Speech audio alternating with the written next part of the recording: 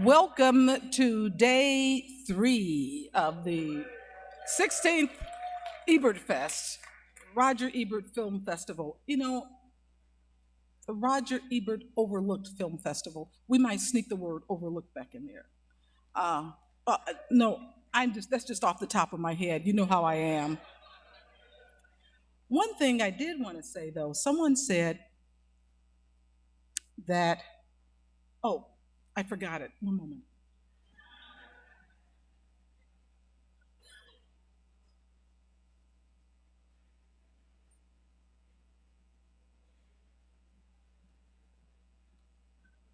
I'm not really absent-minded, but sometimes when you have a lot of things on your mind and it's going around, one of Roger's pet nicknames for me was Lucy. Hey, Lucy, Lucille Ball. Hey, Lucy, you know.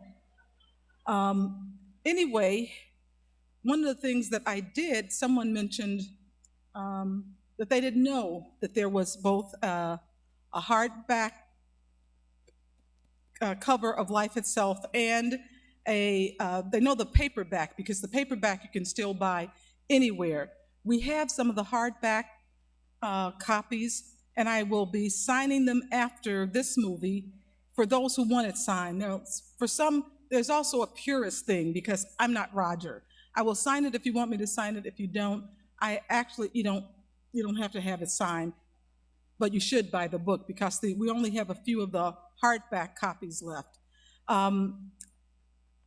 I also we were going to do a book signing once at Harvard, and we had everything set up, and it was when Roger, something happened and he couldn't go, so we had nameplates that he signed, and what I will try to do is for some of you who buy this book, I'll see how many of the nameplates we have left. We don't have them here, so you would have to leave your email address, and we'll see if we can arrange to get them to you afterwards.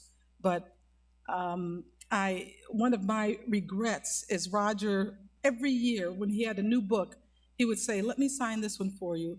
Let me sign this so you can have a complete signed copy of all of my books. And I don't think even I have a complete signed set. There are some people, somebody wrote me and told me that they do. They have a complete set of every book he ever wrote signed. And, you know, I actually, if I could find that person again, I'd probably buy the whole set from them. And I knew that person wasn't in here. That's probably why I said it. But I forgot that every year, I forgot for 16 years, we've been taping this. And at first, it was like an intrusion because you know how sometimes you want just a little bit of privacy somewhere, that you don't want every aspect. I feel sorry for these young kids, especially like some of these young kids, whether they're in urban cities or in Hollywood. Some kids who are kind of young and they're just being young and stupid, and they do things, and every little thing, it's recorded and it's on social media and it follows them all around. By the time we get a certain age, we should be a little smarter, although we're not always smart. And especially me, when I'm standing up here, sometimes I do and say things and I see they have it recorded and I cringe later. But it's one thing that I found that it did, and Roger taught me this. He said, you know what? It doesn't matter. You're just human. It doesn't matter. Just be yourself. You don't have to don't do it for me. Don't do it for them. Just be yourself. You know what? You're doing it, and I sound kind of like Muhammad Ali. I don't know where this is taking me. I've gotten way off topic.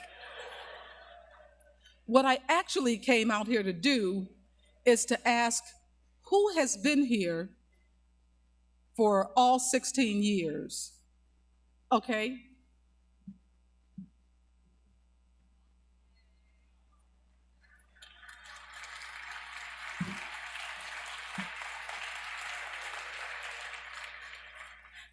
And I'll see you afterwards because something else comes with that. But I always like to give away one of Roger's books. And, maybe by the next festival, I'll be giving you one of mine.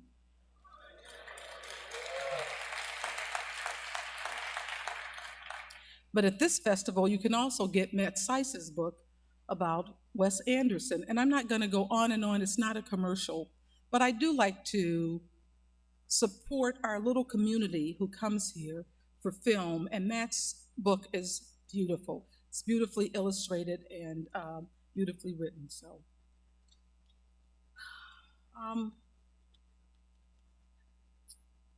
the other thing, I do take my instructions seriously, though, about the other announcements I'm supposed to make, because sometimes I forget. And so I'm supposed to announce that the Alliance for Acceptance, Inclusion, and Respect, which we used to call the Anti-Stigma Alliance of Champaign County, is having an art show outside of the Virginia Theater here, and we invite you to stop by and look at some of their art and purchase some of their art. We also have, again, we like to talk about the art theater because it's become a co-op and we know it's vitally important to be supported.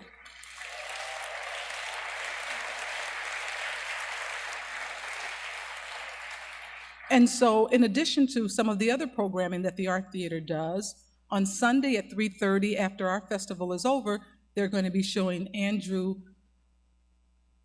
Andrew's film,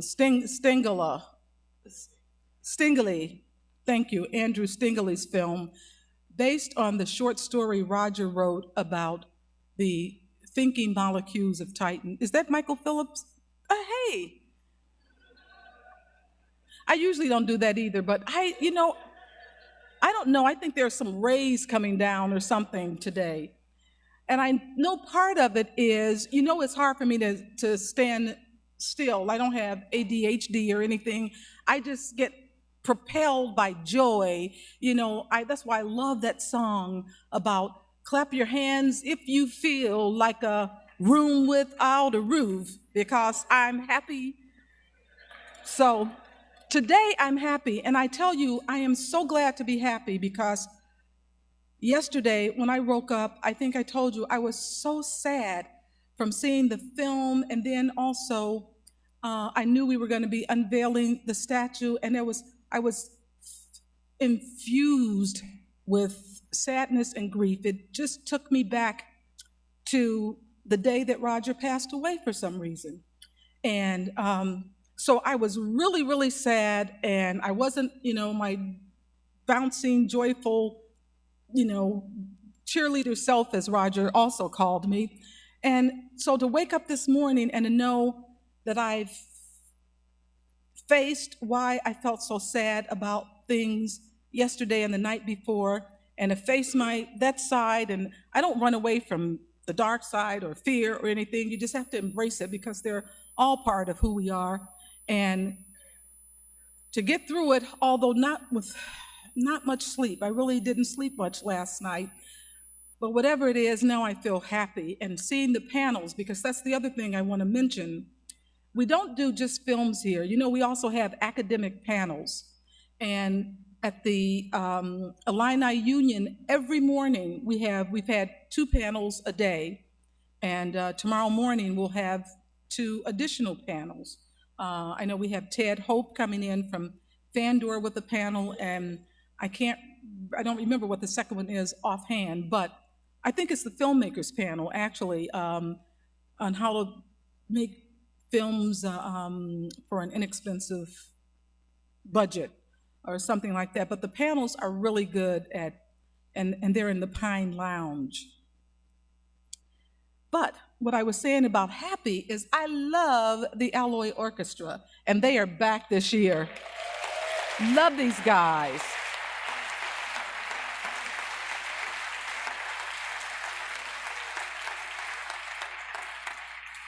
And so I always feel like kind of moving around when I know they're coming on.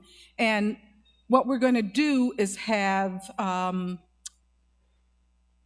going to introduce the person who's going to introduce them. So I just wanted to say, hello, boys. Hello, fellas. And then I will get Kristin Thompson to come, and she's going to moderate it afterwards with you on stage, but she's also going to introduce the movie because she's great. We just think that as I said before, that having Kristin and her husband, David Bordwell, at the festival has just raised it to a different level, and we really appreciate that.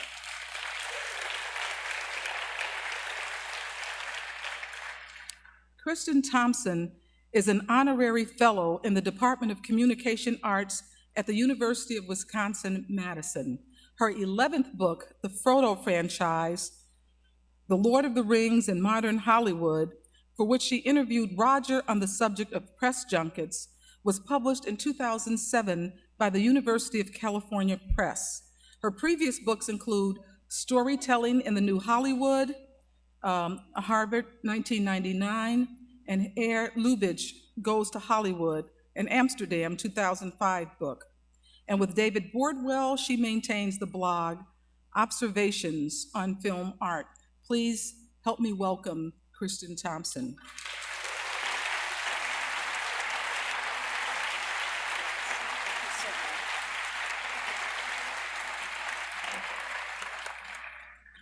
Well, it's a pleasure to be back at the Virginia Theater and to be introducing the Alloy Orchestra again for this screening of He Who Gets Slapped. I noticed that the program notes for this film are really good this year, even better than usual, and I don't want to repeat too much that's in there, so I'm going to try to put the film in a slightly wider context for you. I think He Who Gets Slapped is notable for three main reasons. First of all, it's the very first movie made by MGM in 1924, the first entirely MGM film released by them. Secondly, it's a star vehicle, of course, for Lon Chaney, who at this point was not that famous, but this really cemented his stardom for the rest of the 20s and sort of gave him his image and his popularity. And third, it's the second American film by one of the great directors of the silent period, Victor Seastrom from Sweden. So I just want to sort of unpack those and talk about how they came together to make this film. So MGM was the last of the major studios that was formed during the silent era. We're pretty familiar with most of the names still. Most of the studios that were formed at this point are still operating in one form or another. They're part of big conglomerates, but they still pretty much have the same names. Universal, which started in 1912. You have Fox, starting in 1915, and we're more familiar with it as 20th Century Fox or 21st Century Fox, but it didn't merge with 20th Century until 1935. But it was a big studio in the silent period. Paramount starts in 1916, and the Warner Brothers, the four Warner Brothers, started their own company in 1918. That was already a big studio by the mid-20s. United Artists was started in 1919 by Douglas Fairbanks, Mary Pickford, Charlie Chaplin, and D.W. Griffith. Columbia started in 1924, same year as MGM. It was quite a small studio at that point. But MGM came to be because of the merger of, logically enough, Metro, Samuel Goldwyn Productions, and Louis B. Mayer Pictures. So He Who Gets Slapped is the product of what we might call the mature studio system. The studio system has sort of gelled at this point, and it shows in the film. It's very skillfully made. It's an expensive production, and it looks like a big 1920s production. Lon Chaney came to fame rather late in his life. He had been acting since 1912. The Internet Movie Database lists 143 films made by him before The Hunchback of Notre Dame in 1922. Most of those films are lost, and he plays small roles. He had a few larger vehicles. He starred in The Penalty in 1920. He played Fagin in the 1922 film of Oliver Twist with Jackie Coogan. But he wasn't a big star until The Hunchback of Notre Dame, and that's his breakout role. He was confirmed as a major star by He Who Gets Slapped. And after this point, he stays at MGM for the rest of his life. He returns to Universal just to make The Phantom of the Opera in 1925, but the rest of the time, he's with MGM. And most of his films from this period do survive. He's still a kind of a cult figure. I think there are a lot of people who collect DVDs of his films even now. So how did he end up at MGM? It was partly through the legendary young producer Irving Thalberg, I'm sure many of you have heard of him, who produced The Hunchback of Notre Dame. He moves immediately to Louis B. Mayer Pictures, and then the merger occurs, and he's one of the people who is instrumental in arranging the merger that results in MGM. And at MGM, Thalberg supervised script choice. He was very involved in casting, and I think probably he was responsible for Chaney being in He Who Gets Slapped. And also, by the way, Thalberg had fostered the career of a starlet named Norma Shearer at Mayer before going to MGM. And she comes to MGM as well. He Who Gets Slapped boosts her career, and very quickly after this, she becomes one of the top stars for MGM and stays that way through the 20s and the 1930s. And finally, Victor Seastrom. As I mentioned, he's one of the great directors of the silent era. I'd say one of the 5 or 6 greatest directors. Most of his Swedish films, unfortunately, don't survive. He made films starting in 1912. He made many films in Sweden, and only a few of them survive, but they are extraordinary films for the most part, and I admire him very much. Seastrom was brought to Hollywood in 1923, the year before the release of He Who Gets Slapped, by Samuel Goldwyn Productions. And he made a film there called Name the Man. He didn't like the script. I've seen a sort of incomplete print of the film, and it's not a very promising start. But he too, as a result of the merger, ends up at MGM. And he was much happier with the script that he was given for He Who Gets Slapped, and I think it shows in the film. Now, the program points out that He Who Gets Slapped was not MGM's first release as such.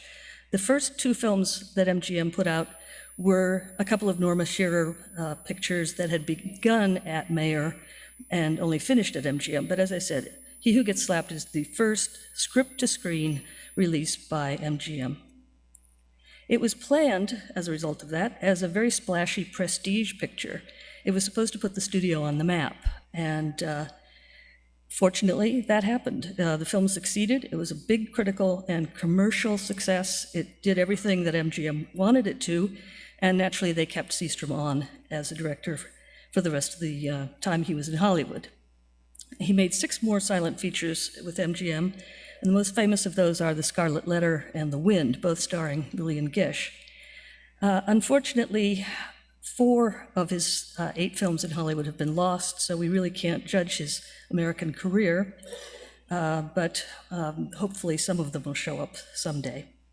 And Seastrom returned to Europe after the introduction of sound. I'd recommend some of Seastrom's Swedish films if you're interested in silent cinema. There's one called The Outlaw and His Wife from 1918, an extraordinary film, and The Phantom Chariot. Both of those are available on DVD in this country. So just a couple of things maybe to watch for as you're seeing this film. There are some quite spectacular special effects in it. There are scenes involving a bunch of clowns kind of capering on a circular platform around a globe, which were done with kind of primitive matte shots, but they really are very flashy for that period. Another thing is the use of very dark interiors. European directors were not used to the bright Hollywood lighting. They would light the actors and have a sort of dim background, but MGM would have expected Seastrom to put some kind of fill light on the sets so they could be clearly seen. After all, they paid to build those sets. They wanted them to be obvious. And instead, Seastrom shot some of the interiors, and I think especially of the scenes early in the film in the Baron's household, without putting any extra light on the sets. And so they're rather dim in the backgrounds. He wanted the figures to be what you looked at. MGM thought there must be something wrong with the camera or the developing or something. They thought it was a mistake, but they let Seastrom go ahead and use that footage in the film, so you'll see it. That's very unusual for this period. Apart from that, I think a lot of this film shows that Seastrom is pretty much adapted to Hollywood already by 1924. So I look forward to enjoying this film alongside you with the Alloy Orchestra playing, and we'll have a discussion of it afterwards. Thank you.